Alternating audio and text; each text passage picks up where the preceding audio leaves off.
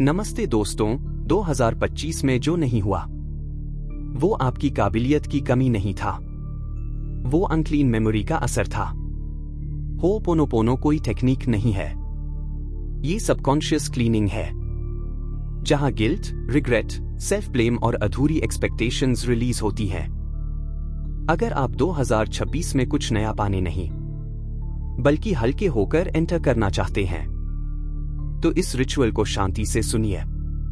कोई फोर्स नहीं, कोई विजुअलाइजेशन नहीं, सिर्फ release, grounded truth.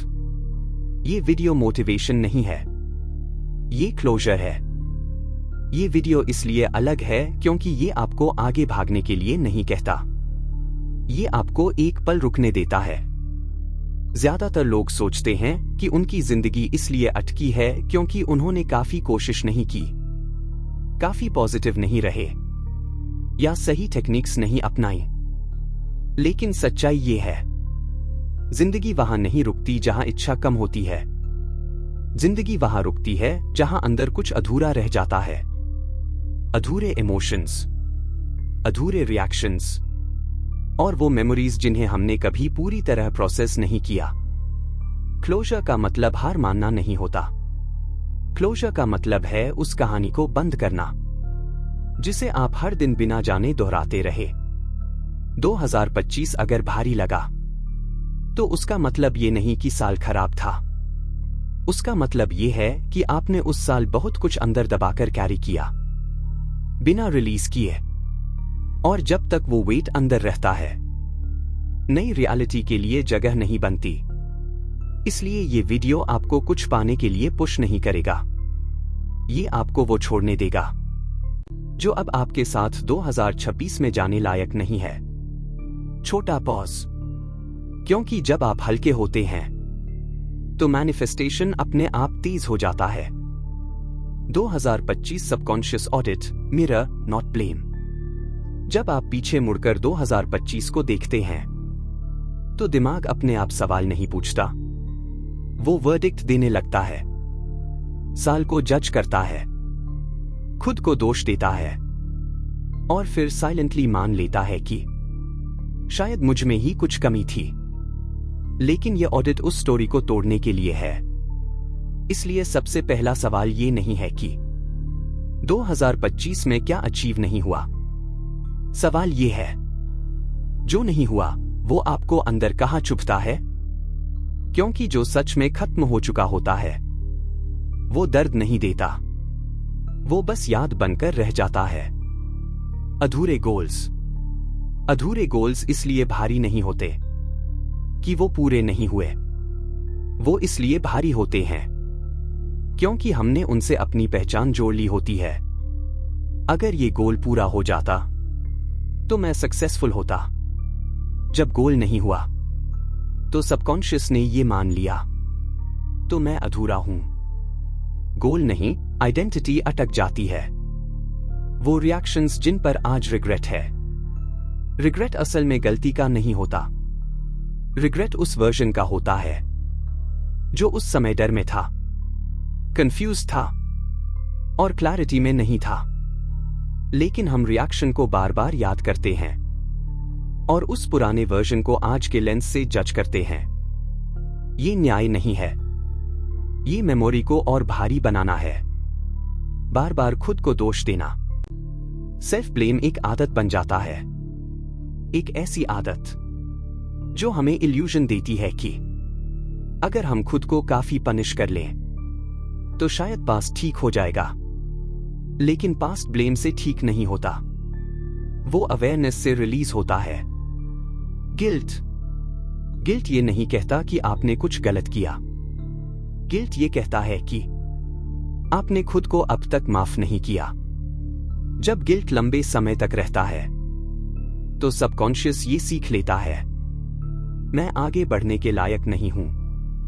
Comparison, comparison हमें इसलिए नहीं चोट पहुंचाता क्योंकि कोई आगे निकल गया, वो इसलिए चोट पहुंचाता है क्योंकि हमने खुद को एक रेस में डाल दिया जिसमें हमारी आत्मा ने कभी भागने के लिए कहा ही नहीं।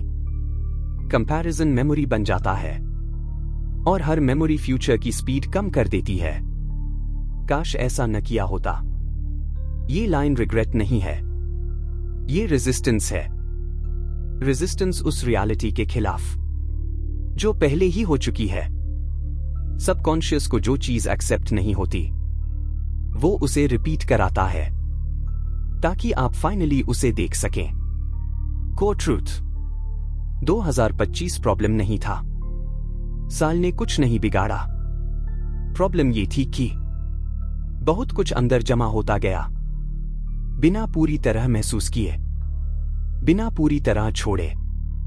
और जब मेमोरी हैवी हो जाती है तो फ्यूचर इसलिए ब्लॉक नहीं होता क्योंकि आप डिजर्व नहीं करते। फ्यूचर इसलिए ब्लॉक होता है क्योंकि अंदर नई पॉसिबिलिटी के लिए जगह ही नहीं बचती। Why this is called audit, not blame. Audit का मतलब है देखना, ब्लेम का मतलब है सजा देना। यहां सजा नहीं है, यहां क्लैरिटी है। और क्लैरिटी आते ही रिलीज अपने आप शुरू हो जाता है। Ho'oponopono, truth not technique. Ho'oponopono को अक्सर लोग फॉरगिवनेस समझ लेते हैं, जैसे किसी ने कुछ किया और अब आपको उसे माफ करना है। लेकिन होपोनोपोनो का यह मतलब कभी था ही नहीं। यहां आप किसी इंसान के साथ काम नहीं कर रहे, आप अपनी अंदर की मेमोरी के साथ काम कर रहे हैं। जब आप कहते हैं आई एम सॉरी, तो आप ये नहीं कह रहे कि मैंने कुछ गलत किया। आप ये कह रहे हैं मेरे अंदर कुछ ऐसा है जो इस एक्सपीरियंस को अट्रैक्ट कर रहा था। और यही रिस्पॉन्सिबिलिटी है। रिस्पॉन्सिबिलिटी का मतलब ब्लेम नहीं होता। ब्लेम कहता है तुम गलत हो, रिस्पॉन्सिबिलिटी कहता है ये डेटा मेरे अंदर है। यह सजा नहीं है, यह ओनरशिप है। Cleaning is not equals forgetting. Cleaning का मतलब ये नहीं है कि आप यादें मिटा रहे हो। मेमोरी रहेगी, एक्सपीरियंस रहेगा, लेकिन उसका चार्ज हट जाएगा। जब चार्ज चला जाता है तो मेमोरी कंट्रोल नहीं करती, वो सिर्फ इंफॉर्मेशन बन जाती है। Responsibility is not equal self punishment. बहुत लोग रिस्पॉन्सिबिलिटी सुनते ही खुद को पनिश करने लगते हैं। अगर ये मेरी रिस्पॉन्सिबिलिटी है तो गलती मेरी ही होगी। नहीं, यहां कोई गलती नहीं खोजी जा रही। यहां सिर्फ ये देखा जा रहा है कि कौन सा पैटर्न अभी भी एक्टिव है। और पैटर्न को देखने का मतलब उसे खत्म करना होता है, खुद को खत्म करना नहीं। Memory equal stored data. Subconscious एक हार्ड ड्राइव की तरह है। जो भी आपने महसूस किया, दबाया या अधूरा छोड़ा, वो डेटा बन गया। वो डेटा कॉन्शियस माइंड में नहीं रहता, लेकिन डिसीजंस को वही चला रहा होता है। आप बार बार वही रिएक्शन देते हैं, वही सिचुएशन अट्रैक्ट करते हैं, क्योंकि वही डेटा लूप में है। डेटा साफ नहीं होगा तो रिपीट होगा। सबकॉन्शियस को लॉजिक नहीं समझ आता, वो सिर्फ रेपिटेशन समझता है। जो अनरिजॉल्व्ड है वो बार बार आता है, सजा देने के लिए नहीं, कंप्लीट होने के लिए। होपोनोपोनो उस लूप को रोकता है क्योंकि वो डेटा को न्यूट्रल कर देता है। आप किसी इंसान को नहीं छोड़ रहे, आप किसी घटना को नहीं मिटा रहे, आप एक पैटर्न को रिलीज कर रहे हो जो अब आपकी जिंदगी को डिफाइन नहीं करना चाहिए। और जब पैटर्न रिलीज होता है तो लाइफ अपने आप अलग तरह से रिस्पॉन्ड करने लगती है। Guided ho'oponopono main ritual. जब आप किसी से कहते हैं आंखें बंद करो, तो आप उन्हें बाहर की दुनिया से नहीं, कंट्रोल से बाहर ले जाते हो। आंखें बंद होते ही माइंड का एनालिटिकल हिस्सा धीरे धीरे शांत होने लगता है और सबकॉन्शियस सतह पर आता है। इसलिए अगली लाइन बहुत जरूरी है। 2025 को डिटेल में याद मत करो, क्योंकि डिटेल याद करना माइंड को स्टोरीज बनाने का मौका देता है। स्टोरीज मतलब जस्टिफिकेशन। ब्लेम, डिफेंस और रिचुअल डिफेंस में काम नहीं करता। बस उसका वेट महसूस करो। वेट इमोशन नहीं है, वेट सेंसेशन है। सबकॉन्शियस सेंसेशंस को समझता है, लॉजिक को नहीं। आप यहां मेमोरीज को रिवाइव नहीं कर रहे, आप उनके इंपैक्ट को एक्नॉलेज कर रहे हैं। 5 सेकंड साइलेंस। ये साइलेंस खाली नहीं है, ये उस जगह को खोलता है जहां सबकॉन्शियस पहली बार कहता है, हां कुछ भारी था, जो रिएक्शंस डर से आए। ये लाइन गिल्ट पैदा करने के लिए नहीं है, ये रिमाइंड करने के लिए है कि हर इंसान क्लैरिटी से रिएक्ट नहीं करता। जब डर एक्टिव होता है तो अवेयरनेस ऑफलाइन होती है। आप यहां रिएक्शंस को करेक्ट नहीं कर रहे, आप बस ये मान रहे हो कि वो कॉन्शियस चॉइस नहीं थे। ये एक्सेप्टेंस रेजिस्टेंस तोड़ती है। जो डिसीजंस क्लैरिटी से नहीं आए, डिसीजन गलत नहीं होते, कॉन्टेक्स्ट कमजोर होता है। सबकॉन्शियस को जब ये परमिशन मिलती है कि वो कॉन्टेक्स्ट को देखे, ना कि खुद को दोष दे, तो हीलिंग शुरू होती है। जो वर्ड्स खुद के खिलाफ बोले गए, ये सबसे गहरी चोट होती है।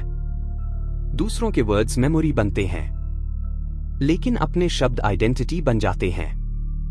यहां आप पहली बार अपने सबकॉन्शियस से कह रहे हो, मैंने तुम्हारे खिलाफ बोला, लेकिन अब मैं सुन रहा हूं। 4 phrases, why this order matters। 4 वाक्यांश, यह क्रम क्यों मायने रखता है। आई एम सॉरी, यह अपॉलॉजी नहीं है, यह अवेयरनेस है। आप कह रहे हो, मेरे अंदर कुछ अनकॉन्शियस था जिसने ये रिएक्शंस क्रिएट किए। 5 सेकंड पॉज। ये पॉज सबकॉन्शियस को रजिस्टर करने देता है कि फाइट खत्म हो रही है। Please forgive me. यह फॉरगिवनेस मांगना नहीं है, यह परमिशन है। परमिशन की ये मेमोरी अब एक्टिव रहने की जरूरत नहीं है। 5 सेकंड पॉज।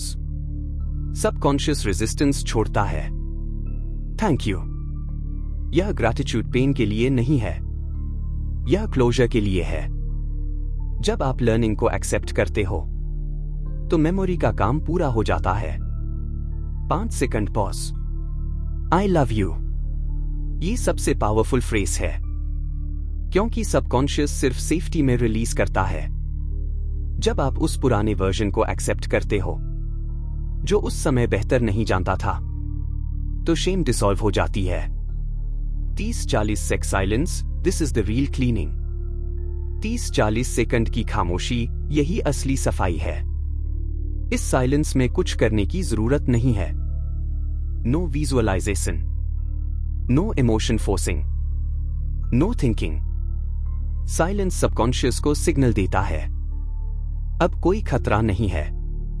यही मेमोरी न्यूट्रल होती है, यही पैटर्न लूज पड़ता है। इस रिचुअल में आप पास्ट को ठीक नहीं करते, आप फ्यूचर को हल्का करते हो। और जब फ्यूचर हल्का होता है तो मैनिफेस्टेशन नेचुरली फ्लो करता है। 2026 एंट्री स्टेटमेंट, आइडेंटिटी शिफ्ट। अधिकतर लोग नए साल में गोल्स लिखते हैं, टारगेट्स सेट करते हैं और उसी पुराने मैं को आगे कैरी कर लेते हैं। फिर 2026 भी भारी लगता है, क्योंकि चेंज गोल्स से नहीं होता, चेंज आइडेंटिटी से होता है। इस स्टेटमेंट की पहली लाइन ही सबकॉन्शियस को सरप्राइज देती है। मैं 2026 में कुछ अचीव करने नहीं जा रहा। यह गिविंग अप नहीं है, यह स्ट्रगल से बाहर आना है। सबकॉन्शियस ने सालों से यह सीखा है कि वैल्यू अचीवमेंट। यह लाइन उस इक्वेशन को तोड़ती है।